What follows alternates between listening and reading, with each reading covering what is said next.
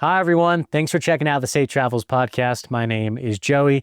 Today, we are at Great Sand Dunes National Park and Preserve, and I sat down with the Chief of Interpretation, Sierra Willoughby. Sierra and I chatted all about this wonderful park, from park history to ways visitors recreate, and a whole lot more.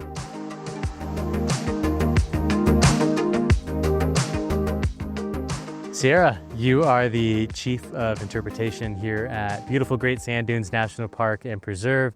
So thanks so much for joining me. Yeah, and thank you. Welcome, Joey. It's great to have you here. It's great to be here. You all have been amazing to work with. I just mentioned your title, but you do a whole lot more than just interpretation. So what all does your role encompass here at this Yeah, so I work with our visitor services and education as well. So basically, my crew and I'm in charge of our team. We make sure we have a good website, make sure we have an informative social media program, and then we run the visitor center so that we can contact people when they come here if they have questions about where to go hiking or how to be safe or how do the dunes get here if they need something more in depth. And then at times we will go out and rove, say, the dunes or other busy areas so that they can talk to a ranger hat, find out what to do, because sometimes folks don't find the visitor center, they find the trails or the dunes instead. So yeah, we're visitor engagement. Now the science of interpretation when it comes to public land management, it's helping a visitor, a member of the public, form either an emotional or an intellectual connection. That's the science and art of it. So whether it's satisfying someone's curiosity of like, why is that rock or that mountain that color, or finding, a deep story that they relate to of maybe they had an ancestor that was here. They find that in our records or something like that, just something that tugs at the heartstrings. That's amazing. Mm-hmm. And you mentioned the uniform. You've had a long journey wearing the gray and green, as they say, and the straw hat. Yeah. So what has your journey looked like? I know you went to school and you've had a long interest in geology, but when did the shift change to interpretation, and then of course the Park Service? Yeah, so I'm trained as a geologist, have my degree, because I took that class when my first year in college. I'm like, wow, this is really cool. I love earth science, earthquakes, volcanoes, glaciation. And I tracked all the way through for a master's degree. I studied an active fault in northeastern Nevada that's very similar to the one here to the base of the mountains. And I left and got my degree and did consulting, and I found that doing like private consulting with my science degree wasn't my deal. One thing I did enjoy in grad school was doing the presentations at professional meetings. And when I was in consulting, I left. It was in the San Francisco Bay Area. I went to go explore places like New Zealand, the Southern Alps of New Zealand, the Himalaya of Nepal, because I love mountains. That's why I work here. And when I came back, I decided I would like to live in Seattle. So I lived there, did odd jobs, but then I saw the iconic Mount Rainier, which towers above the entire Puget Sound. And of course, it's been a national park since 1899, the fifth national park. So naturally, I felt gravitated toward that. I kept making calls. And I found an opportunity to be a field ranger there in interpretation. The hiring manager said, hey, you have an advanced degree in geology. That qualifies you, and you'll be doing presentations. I'm like, perfect. I love doing presentations. So that's where it started back in 2001 in the summer. That's amazing. Mm-hmm. Quite the journey for you. And yes. You've been at 11 parks, I believe, leading up to here? Yeah. What all parks have you been to beyond Mount Rainier and Great Sand? Yeah, so I've spent the most seasons at Mount Rainier. So I had a seasonal career from 2001 to 2018. So yeah, Mount Rainier. I'm from Northern California and grew up close to Yosemite. So I worked there as a summer, both for the National Park Service and Nature Bridge as an environmental educator. And Santa Monica Mountains, California, also Pinnacles National Park. And I've also been to Alaska for 4 summers at Glacier Bay National Park and Preserve, where I got to work on the cruise ships, crawl up the ladder, be the ranger on a cruise ship for the day, and talk to people about geology and wild animals on the shoreline. And then I was also up there at Denali National Park and Preserve, America's tallest mountain.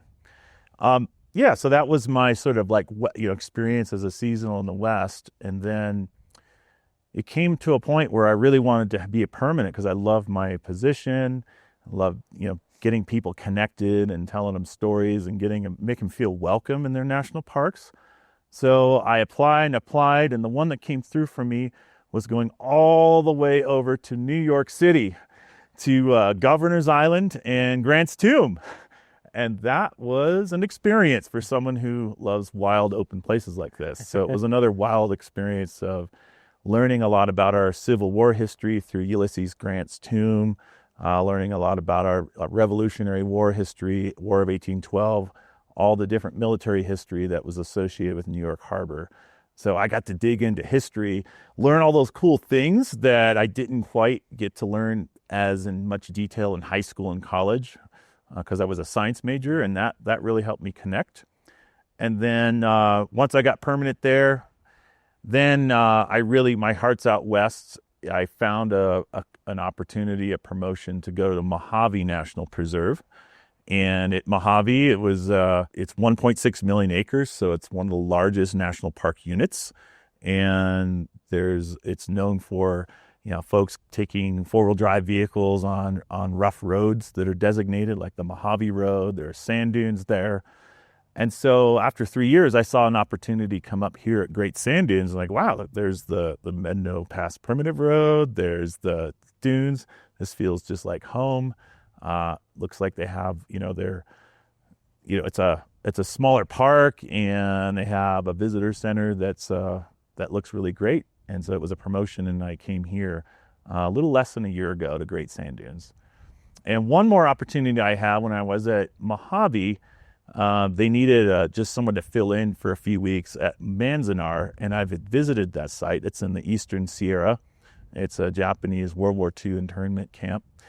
And I really connected with that park unit as a visitor, and it was a deep honor to serve there when they really needed a chief of interpretation for a little bit, because one of the senses of pride I have, in addition to like getting people connected to wild places and wilderness, is helping people explore parts of our history that aren't necessarily comfortable to know about, such as the Japanese World War II internment camps of the 40s. How is interpretation different when you go from a unit that is a human storytelling or history storytelling unit to a natural landscape, beautiful experience like this? And obviously there's a human story here at Great Sand Dunes as well, but Manzanar is like you said, an uncomfortable experience when it comes to history. What are the ways that interpretation differs and how you communicate with visitors and your own staff?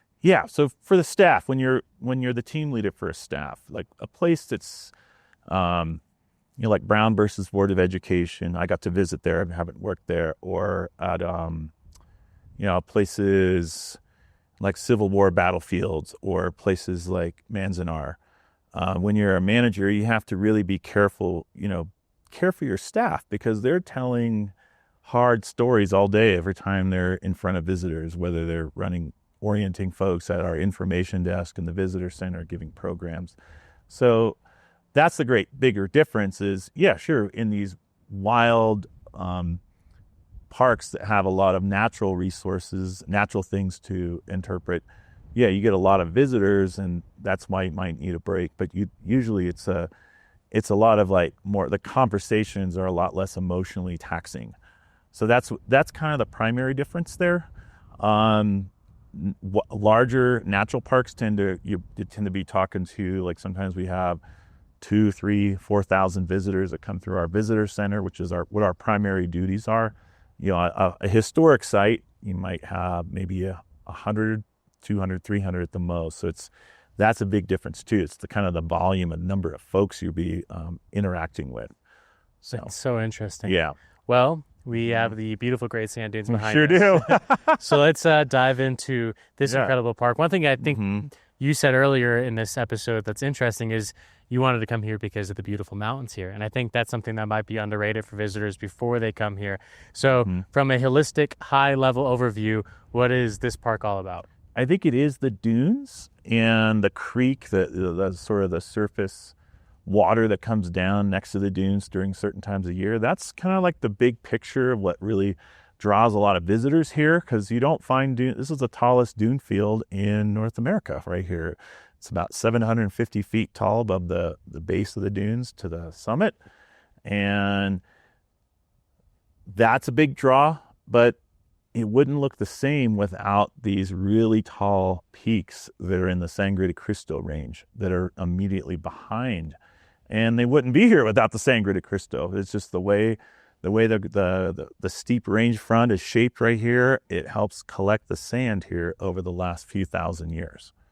That's amazing. And this park, in my experience here, is such a unique way to recreate. There's so many people out in the dunes. You might be able to see them on camera. They probably look like ants right now. Yes. Same from our visitor center. See all the ants out there. Yep. But the parking lot is already full at the time that we're recording this today. And there's tons of people out there recreating. But the way that you recreate here is really interesting. It's not that you just plan out your hikes, which you can do here, but there's other ways to recreate. What are those other ways that people are typically out there having fun? Well, yeah, there's when folks come to me at the desk and say, hey, look, I just showed up, what can I do? And yeah, the dunes are the most unique experience here. And yeah, hiking on them, the sand can be kind of soft. So it's like, yeah, that doesn't look very far, but plan on it taking 2 hours, even though it looks like less than a mile each way, just because of how soft the sand is. And also because the dune field shifts so much with different wind directions. It doesn't damage them to have folks do really fun sports like the sand sledding or sandboarding. So there's a lot of a lot of vendors in the local area that rent sandboards and sand sleds, and a lot of folks come and try that. Now, it doesn't work if you just bring your own sled, because there's a special surface on these devices and special kind of wax that works, and that's a very big draw here for folks to try that, because there are a lot of high dunes to go down and try this out. This sandboarding. Have you tried it yet? I have not. Well, you know what? I did when I was traveling in Peru back in 2004, but I have not. There's a place called Ica that I did it, but I haven't tried it here yet. Do you plan on it? Yes. Yeah. Yep. I got to. It seems like a rite of passage here. Right. To work here and to visit here, you have to get a sandboard or a sled and go out there and have some fun. Well, one of my greatest joys, like my job as a program manager, basically, or the chief of interpretation, is I spend a lot of time on emails and spreadsheets. So it's when I can actually get out in the park, talk to folks like you on a podcast, or get out and talk to visitors, go down to the dunes parking area and just say, hey, how's it going? There's all sorts of cool questions, but I think it even add to the look and feel if you have a ranger there carrying a sandboard to go out there with them. But we'll see. Got a lot of work to do in the visitor center as a manager. Yeah, that would be an interesting look to see in full uniform riding down on a sandboard on the sand. Yeah. There might be some safety issues. I don't think I have we call a job hazard analysis. I think I'd have to submit one of those to our folks before I could pull that off. But yeah.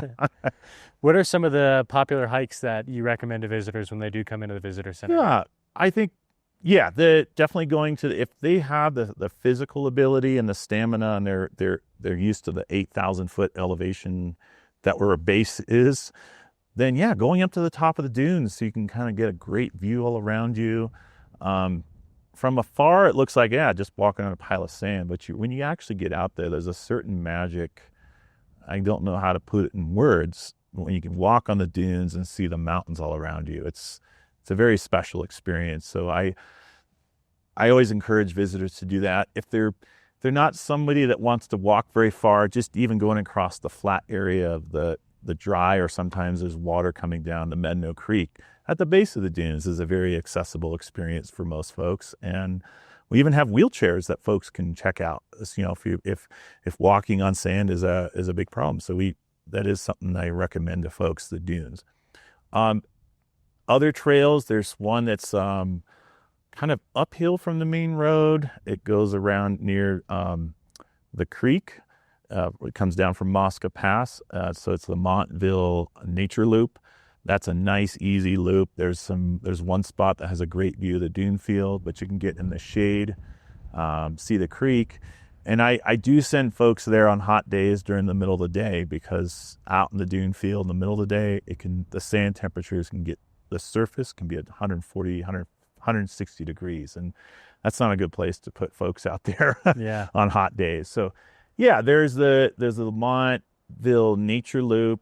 For folks that are more like robust hiking nerds like myself, the Mosca Pass Trail goes all the way up to the crest of the mountains. There's also, if you have a 4-wheel drive vehicle, and make sure it has 4-low. I'm also a 4-wheel drive instructor, so yeah, an all-wheel drive's not going to cut it on the Medno Primitive Road. There's a really great trail up there called the Medno Creek Trail, and that gets you into the aspen groves. And if you go up high enough to the Alpine Lake there, then you get up into the tundra, and you can experience some of the more higher elevation parts there.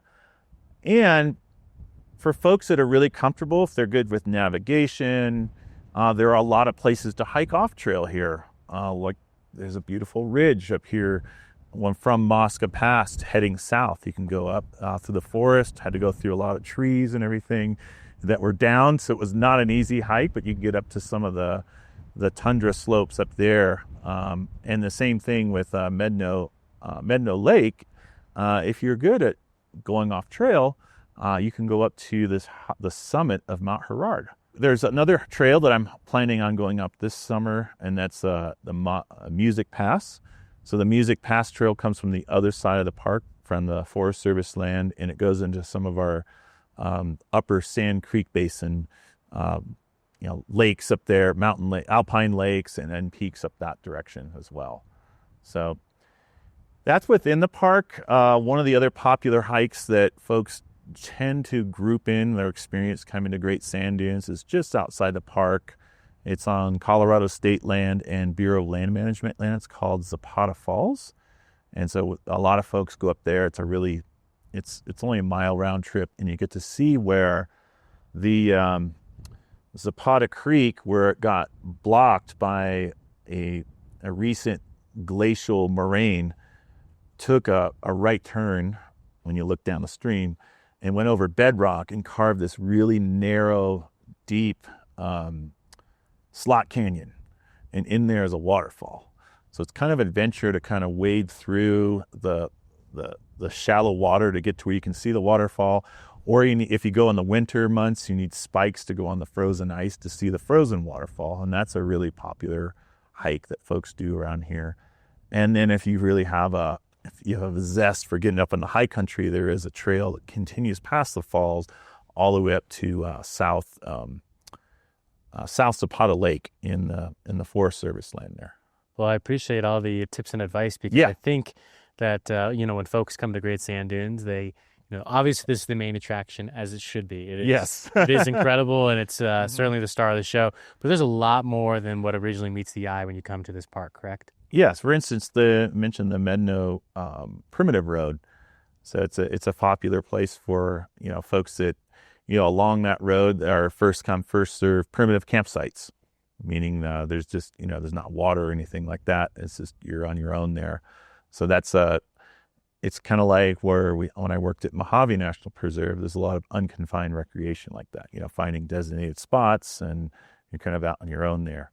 Exploring this other part of the area here, other trails that kind of go along the edge of the sand dunes, or going to less popular dune summits like Star Dune. It takes a lot longer. You need a lot more preparation to make sure you got sun protection and plenty of water.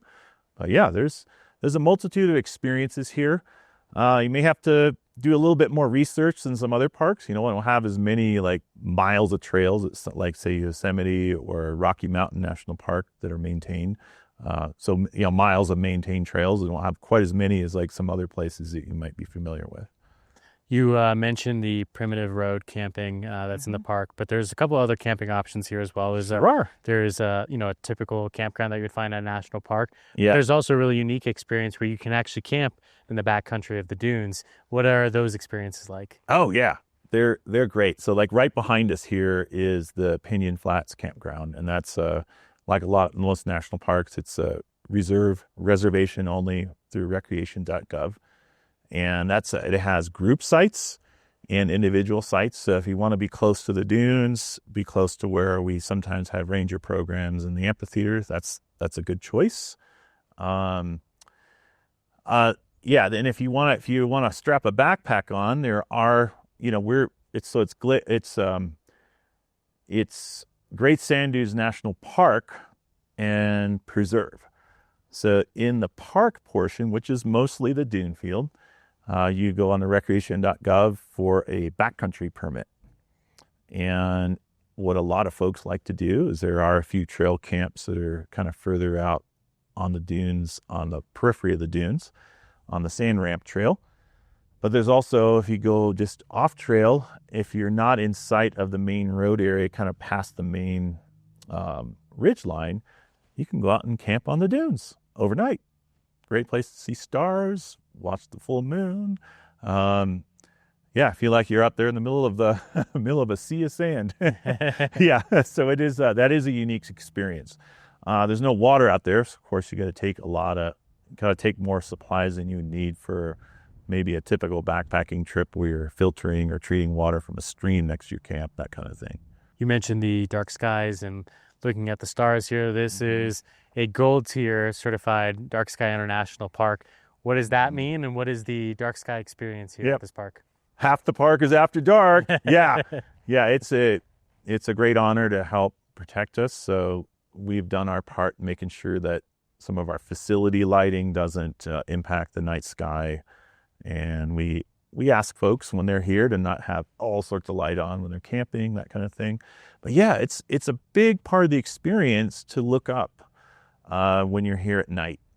A lot of folks come up to my visitor center and they ask me, "Oh, how late are you open?" It's like the inside of this building has certain hours, but the outside, it's 24-hour access. And we encourage folks to be here at night and during the day.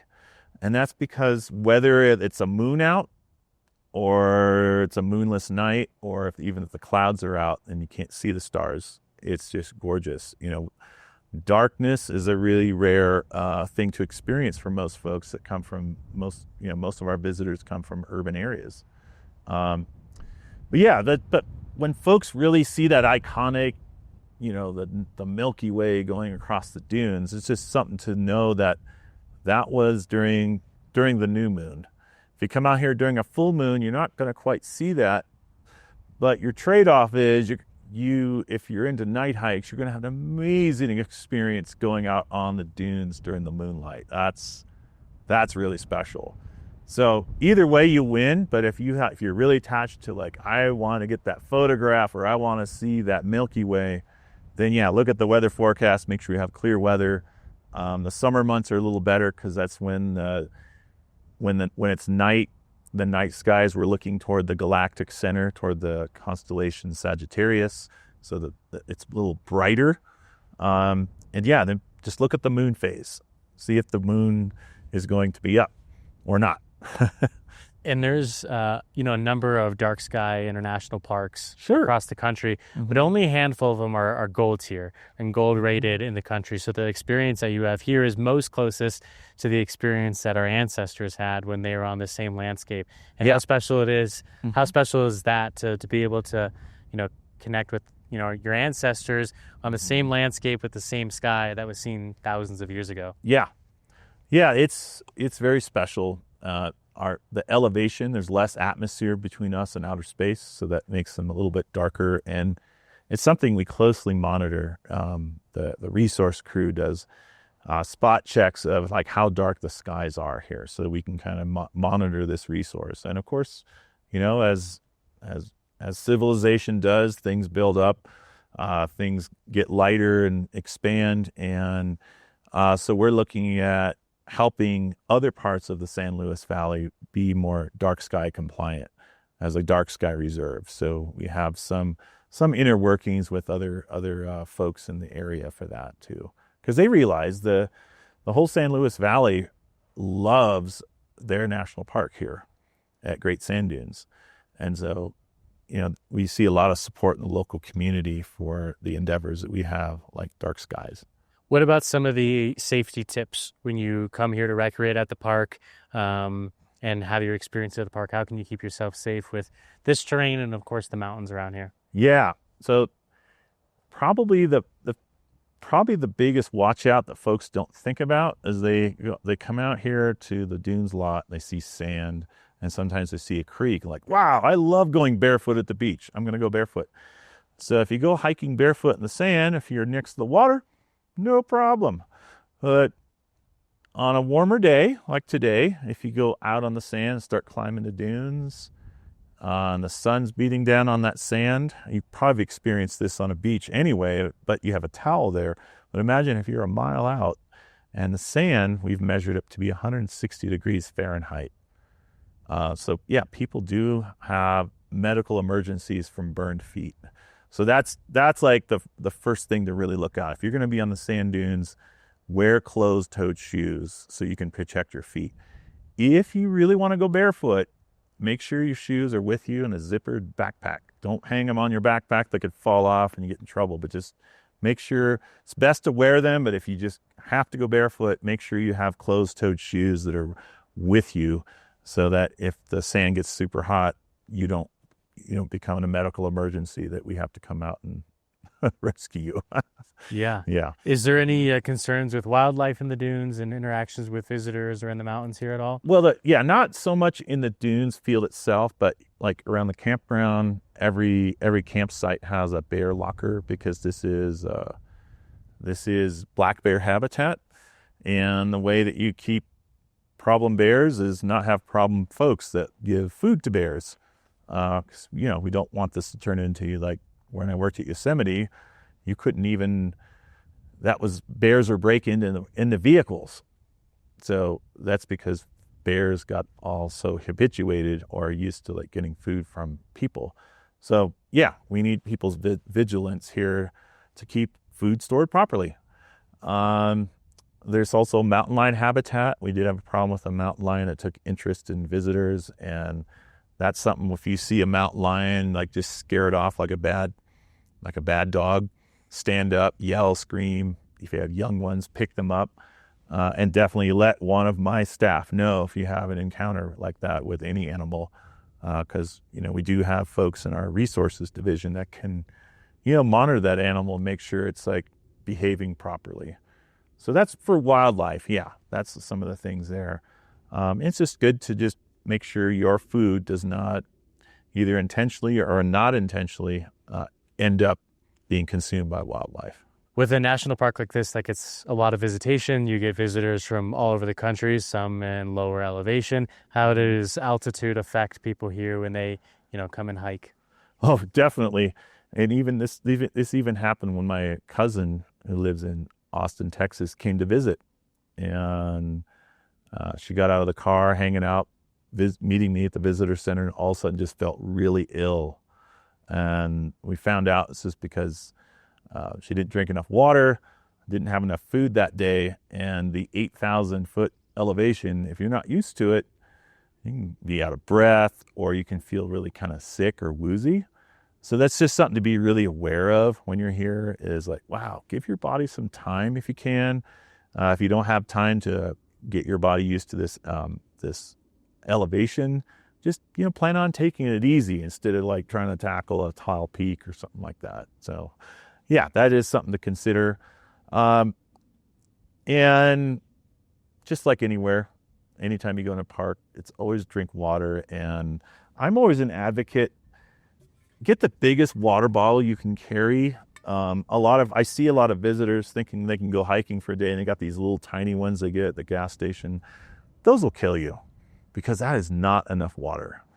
Make sure that you have plenty of water with you when you're out away from the vehicle, that kind of thing, because dehydration creeps up on you awfully fast, and then sometimes you don't notice it until it's too late. and you get really sick and feel awful. If you were to get sick or get in trouble out in the dunes, do the dunes pose challenges for a SAR rescue for a team here at the park to go out and find somebody in the dunes because they're so expansive and it's a challenging terrain to get through? It sure is. Yeah, it is. The terrain is soft. If we have to do air support, that can get sand can be a problem for like aircraft. So it has to be a short haul or something like that, meaning that somebody has to dangle from a rope to come get you. And then, it is really challenging. Like a lot of, if somebody becomes immobilized on a hard surface trail, we have something called a litter that has a big tire on it that we can get a team of staff to help roll down the trail. But on the dunes, that's the softness of it makes it tough. And then, if there's lightning, that's another big safety hazard is lightning.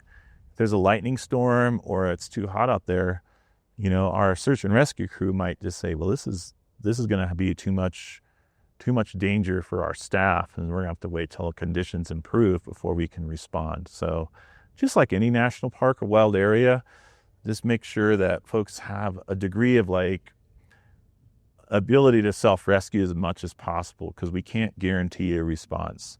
We'll do our best, but sometimes, it may not be safe for us. And in this park, we have a pretty small staff, so we partner with local search and rescue organizations in San Luis Valley that come and assist us on incidents that need a lot more resources or people. You mentioned lightning. There's magnetic sand out behind us in the dunes and the black striping. Is that one of the conductors of that lightning? It sure is, yeah. So we haven't done any research, but one of our longtime interpretive rangers noticed, we have a safety procedure that we watch certain websites to look where the lightning strikes are happening. And then when they get close to our park, we put up signs recommending people stay in their vehicles or the visitor center. Staying indoors is the safest place to be during a lightning storm. But we have noticed that when the lightning comes close to the park, that the number of strikes on the actual dune field seems to be higher than the surrounding area. So that could be something to do with that. We don't have a lot of scientific, like a mechanism or why is that or that sort of thing. It's just something a curiosity we notice. Something else that we have found on the sand dunes that's really cool, and we got a sample we'd love to show at our front desk, is that when the lightning hits the sand, it is thousands of degrees hotter than the surface of the sun, and it fuses the sand grains into a glass. And so it's a glass tube, and it's a mineral called a fulgurite. And when I talk to visitors and I see lightning out there and I show them the mineral, it's like, my wish for you is you don't turn into a fulgurite. So please stay inside until the weather improves, because that is being out in a high area like the dunes during a lightning storm is a big safety hazard that we don't want folks to, we don't want folks to get hurt when they come to the national parks. One of the things to preserve here that people might not initially think about when they come to a national park is the soundscape. Oh, yeah. And because you're out in the sand dunes, it might be easy to think that you're out there by yourself if you, get past all the crowds out there. How important is it to not utilize a Bluetooth speaker or a speaker that, has outside noise effect? Well, Joey, you're touching on one of my passion projects here. Yeah, because in my free time when I go hiking up a trail, a lot of times I hear someone with a Bluetooth speaker in a wilderness area, and it really upsets me on a personal level. But let's look at the national parks here. So our resource crew, like Fred, we had some folks come out and do an acoustic monitoring. We found that the dune field is one of the quietest places as far as like not hearing unnatural sounds. One of the quietest places in North America. And if the moisture conditions are just right and the wind has come and stacked up sand in just a certain way on the dunes, you can hear the singing sands, or the singing sands of Alamosa, as one of the old songs used to say, or it's kind of a booming sound. And so it's the way the sand kind of moves down and vibrates, and it sounds like just a big, oh, big deep kind of like humming sound. And I've heard it at the Kelso Dunes when I worked at Mojave, and I've heard it here. Now, if there was someone next to me having a party with a big Bluetooth speaker, or even a small one, then I'm hearing a lot of artificial sounds that really aren't necessary or the right place for that. So folks come to national parks, they want to see wildlife. They want to see beautiful vistas and the natural and the dark skies, which we've touched on. But it's the sound. Something I'm personally drawn to in wild areas is having dark skies and quiet, to really kind of really deeply connect and like just unplug from the craziness of living in a modern era. So yeah, we really appreciate that if folks would. It is a federal law. It's called an audio disturbance in a public area, playing a Bluetooth speaker. But more than that, we just want folks to be respectful of other people's experience and be respectful of your own experience. Like, hey, I'm here to like hear something I've never heard before, like quiet or the booming sands. So yeah, leave the Bluetooth speaker for the hotel room or the inside the vehicle. That's where you can kind of like rock out to your tunes. But yeah, turn them off when you're here. And if you're someone that just cannot stand not being around music, that's why they make your earpods or earplugs or earphones. That's what that's for. If you absolutely, I don't recommend it because hearing the natural sounds is what you're here for. But yeah, just make sure you're not taking that experience away from other visitors. Absolutely. Another rule that's universal across national parks is drones. Yeah. Drones can be noisy. And I know you had mentioned off camera a good story to me about a research that was done in Alaska on the effects that drones have on wildlife. So why no drones in an area like this? I forget the specifics here, but it was a park in Alaska. It could have been Lake Clark. There they study bear biology and they monitor their blood, to kind of see how healthy the bears are in certain areas, like their diet and whatnot. And in very special circumstances, if you get approval by the superintendent for research purposes or search and rescue purposes, we can fly drones. And, not to say that anyone who has like, say, a media company is like, oh, I'm going to apply for the superintendent. It's usually not going to go through. So having said that, they were using a drone in Alaska to just monitor bear behavior. But what they saw is when the drone came to observe this particular bear, that the cortisol in the bloodstream went way up, which is the stress hormone that we have as mammals too. And they didn't look, the bear kept eating or browsing, whatever it was doing. The behavior didn't change, but the sort of like inner hormonal chemistry of the bloodstream changed quite a bit, according to that story I heard when I was working up there in Alaska. That's fascinating. Yeah. So it shows kind of the effects that we have on wildlife when we're using devices such as drones, correct? Yeah. And here it is about the soundscape. Yeah, you don't want to hear that. Folks like me who are really tuned into soundscape, and most of our visitors, we want to give them that opportunity. A drone is an impact on the soundscape. It's an impact. It could be a potential impact on wildlife. It could be an impact on a visitor's privacy. And so that's just park-wide.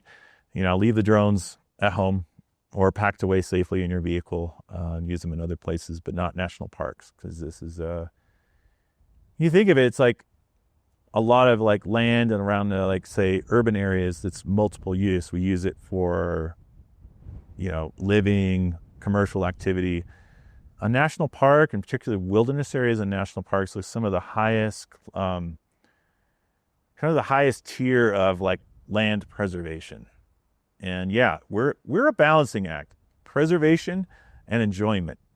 Obviously, we would be better at our preservation game if we limited our access, but that is not who we are. It's not in our blood as the National Park Service. Our mission, our Organic Act, when we became an agency in 1916, was got to provide for that enjoyment. This is a big part of the experience. And that's why I like what I do here. I love witnessing people enjoy their parks. So yeah, that's part of it. Sometimes we have to make compromises. Yeah, I know drone use is like a really fun, enjoyable experience for videographers and folks that love flying aircraft, but that's just that takes away too much from the preservation. So there's that compromise there. And the same thing with like the Menno Road and also at Mojave National Preserve is that, yeah, a lot of folks when they see a dirt road, they want to take UTVs or ATVs or the side-by-sides, but we found that those have a really high imprint on the soundscape, and they're such capable vehicles. They can travel at very high speeds on here, so it presents a big safety hazard for folks that are in street legal Jeeps and four-wheel drive pickups, etc. And we can't be everywhere, and those vehicles, if there's a log that comes across the road, it's so easy to just make your own road if you have a vehicle that has like 24 inches of suspension travel to get around things and a very powerful motor. So yeah, they're really great for other places like recreation areas that specialize in UTV and ATV use and that sort of thing. But here it's that's just one of those balances. Like, yeah, we're sacrificing too much preservation for that level of enjoyment. So yeah, you come here, just make sure you got a vehicle that's street legal in the state of Colorado. Typical 4-wheel drive with 4 low range, that kind of thing. Pickup, Jeep. Yeah. The iconic dual mandate of the National Park Service. Yes. Yeah, it is. It's a hard mandate sometimes, because sometimes, for instance, here we're about ready to have our busiest weekend typically of the year. So yeah, when you have more visitors than we can hold here, say we have overcrowding, we are not preserving the visitor experience, because when you have too many folks, that sense of peace and wonder can be sacrificed. And that's a hard one. We can't really solve that, because if you keep people out of the park, that's even a worse problem. That really sacrifices even more visitor enjoyment and engagement. So yeah, it sounds like a fun, happy medium, but there's just some really, really hard decisions. And one of the ways that we're addressing that here is we have a transit and transportation plan.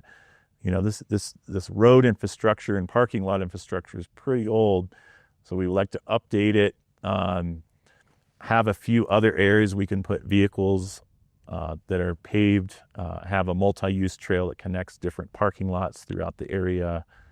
That kind of thing. So they'll be open for public comment at some point in the next, few years for us to, when we get the plan out. Right now we're doing all the compliance on it, making sure that where we think we're going to put things don't have a lot of like archaeological or cultural resources that can be impacted, for instance.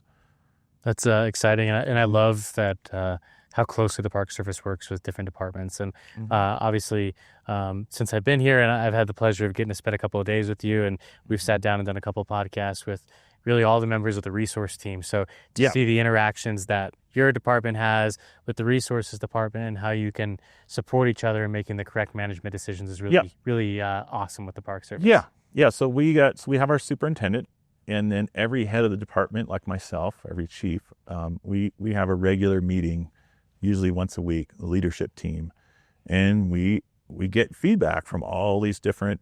I get to learn more about Fred and help.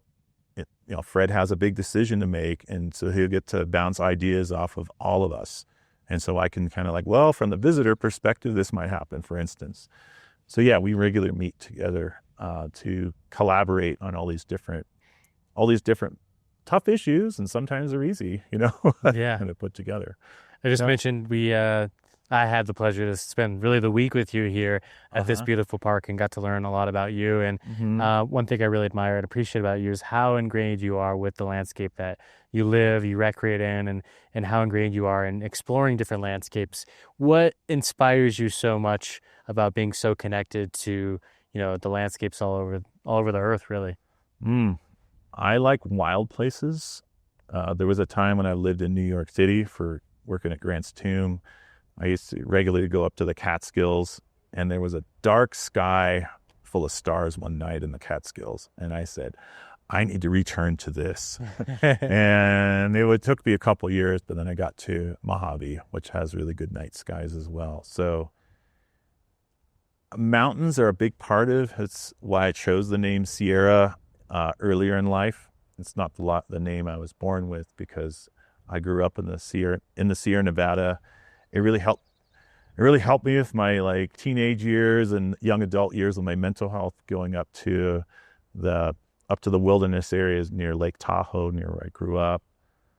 And that's always been a big part of my passion and who I am. And what I love about here is I found a place to live that's just outside the park, and the view from the windows, the view from the back porch, I could see all the dunes, all the mountains, and it's so uplifting.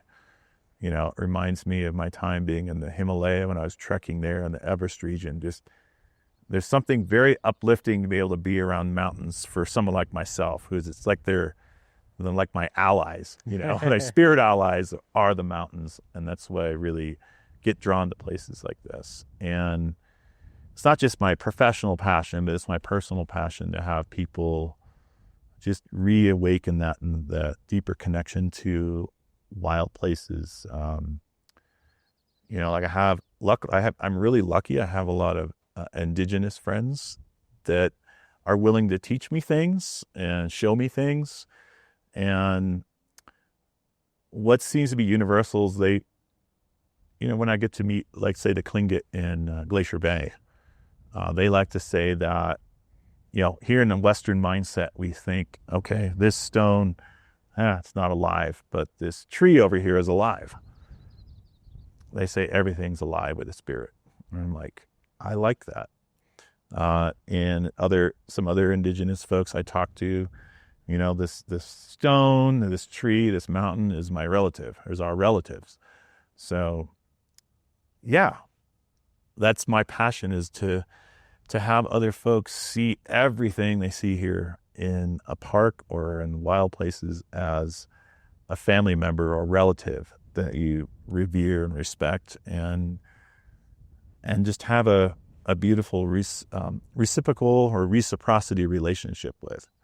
Just showing a deep appreciation for a tree is like a respectful reverence relationship with that tree and all the trees around you. So that's special. Yeah. So when you have those interactions in your position here at the park, and you see that click for somebody where you can tell their mindset shifts and they view everything in this landscape differently as a relative or more spiritually connected, is that fulfillment for you in your role? Oh, that's deep fulfillment. I mean, it's a special case. So one of the tricks of the trade when you're an interpretive ranger is you read your audience. So you have to kind of get a sense for what people want to know. Like if someone just needs to know where the restroom is, you don't launch into a long spiel about history of like our architecture. Here you go. It's over there.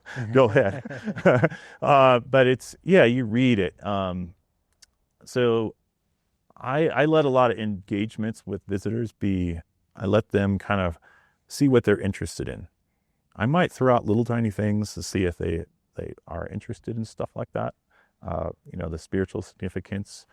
But most of the time, it's people asking how the dunes got here. And that's very rewarding, just satisfying the mental and intellectual curiosity. Yeah. That's a first place to start. If the conversation continued and we talk about, how this is a revered place for 29 affiliated tribes and, up to 500,000 visitors a year, you can get into that. But that's usually a special case. And for me, I'm in the back office trying to keep, do all the spreadsheets and the budget and all the things the supervisor does. So for me, getting out and interacting with the visitors is like a special treat. It's a special time to come out and relax, when I've had enough spreadsheets and screen time, I come out and help my coworkers at the desk. And some, and I think that's to me, it is that spark. That's why I do this. And to me, it's a sacred thing for me to, when I feel that connection. And it's an art form. I'm always looking for ways to strengthen that. Again, it's not always, people aren't always open to it. Not a proselytizer. I don't force it on people. One of my interpreters have all these different techniques. It's not just answering questions, but we use music.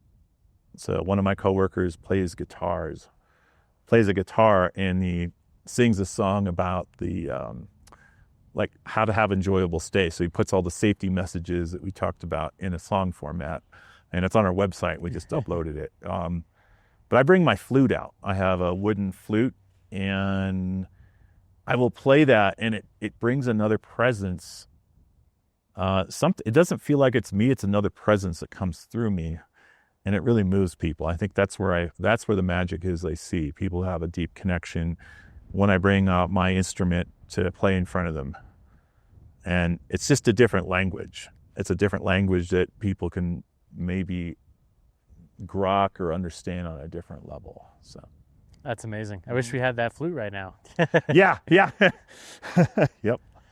Well, as we begin to wind this podcast down, like everyone else, I want to give you kind of the floor for your final thoughts on this park and encouragement for folks to not only come out here, but to recreate responsibly, and to recreate in a way that'll bring them the most enlightenment and best experience. Yeah. What I encourage folks to do is come out and be present.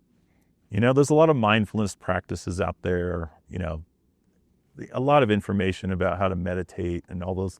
There's so many different things you can find on the internet, but I think it's when you are in the bucket list checking off mode, that's a lot of fun because you're like, yeah, it's like, wow, look, all this rich experiences I've had, listing all the parks I've been at and getting my passport stamp. All that stuff is really great. What I'm encouraging folks to do is when you're here, find a quiet place on the trail. Go sit with a tree. Go sit with a stone.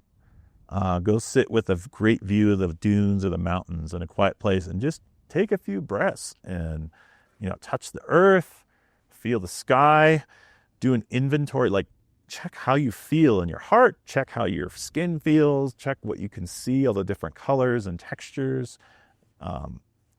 What can you hear? What can you smell?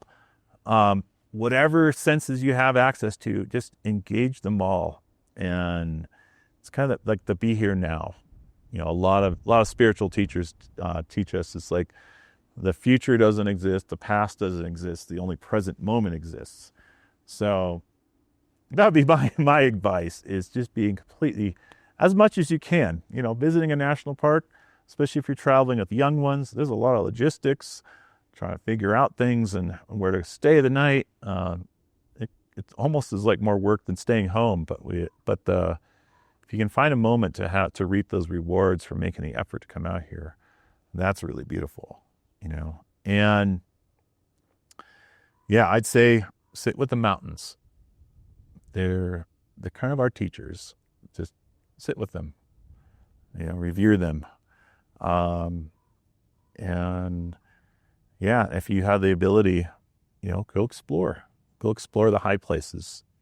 The dunes are a really great experience, but there's the preserve portion of Great Sand Dunes National Park and Preserve is just wild, open, and not many folks go in that part. And go check it out. Go see all these various ecological zones. If you get up high enough, you can see the pica or the marmot or all the little plants that grow only this tall, that bloom, that have such a short growing season. And of course, on clear days, just expansive views all around. You can, on top of this peak here, you can see Pikes Peak when you look out to the north. So, for instance, all the way by Colorado Springs. So. Awesome. Well, thank you for sharing all of those tips, and I think that's a great way to experience this park. And certainly, I've attempted to experience it in all those ways since I've been here, and it's been a really special place to spend some time at. And I'm thankful I've got to spend so much time with you and all the amazing rangers here. So thank you very much. Thank you, Joey. It's been great to have you here this week. Thanks for checking out this edition of the Safe Travels podcast. I really hope you enjoyed it. Sierra has such incredible passion for this amazing national park and, of course, for the great outdoors. So if you like this type of content, it would mean a whole lot to me if you liked, commented, and subscribed. And until next time, safe travels.